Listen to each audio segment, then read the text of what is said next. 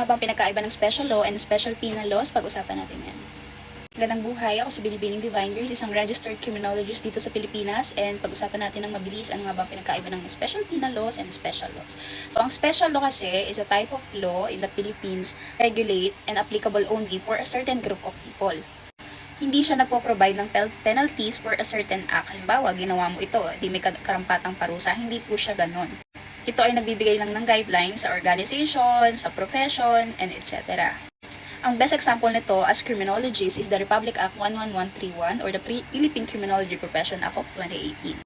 Sa batas na ito, na-amend dito yung board examination namin, kung paano na ipapasa yung board. From the title itself, Criminology Profession Act, so ito ay nagbibigay ng guidelines sa mga criminologists and also registered criminologists in the near future.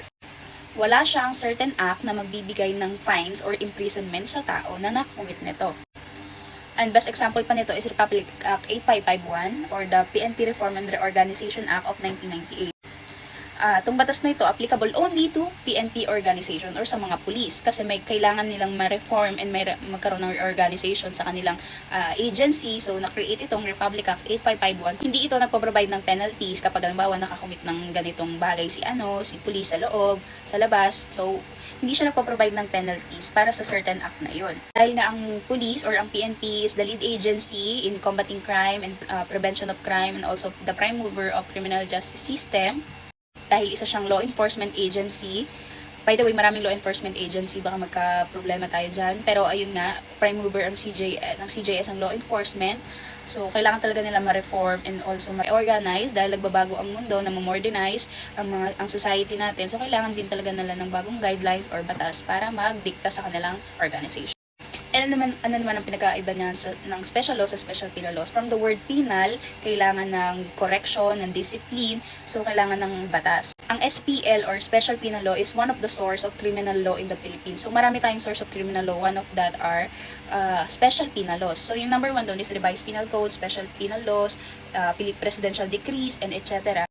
So ang pinagkaiba naman ito, itong special penal laws kasi ay may certain act ka na nakumit. Tapos, dinedefine ng batas na ito, diba, yung mga mapabasa mo Republic Act. Yung mga batas na yon nagde-define ng crime sa act na nagawa mo. Ibig sabihin, that is special penal law. Ang pinaka-best example nun is Republic Act 10591 or the Law on Firearms and Ammunition. Kapag ikaw, nakita ka, Pedro, ng isang pulis na nagdala ng baril at wala kang naipakitang license to own and possess firearm and also permit to carry firearm, syempre, automatic, huli ka.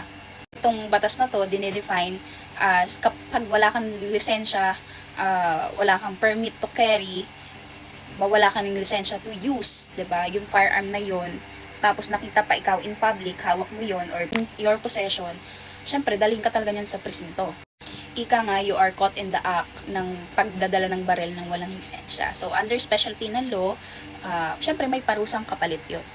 So, sana po malinaw po yung pinagkaiba ng special law and special penal law. So, kung ikaw po ay isang registered criminologist, isang criminology student, or aspiring registered criminologist in the near future, pwede ka pong magbigay ng comment dito para sa mas mapalalim pa yung napag-usapan natin. And kung may tanong po kayo regarding criminology subjects and etc., pwede nyo pong i-comment din dito and pag-aralan ko at i-share ko din sa inyo. Thank you and God bless.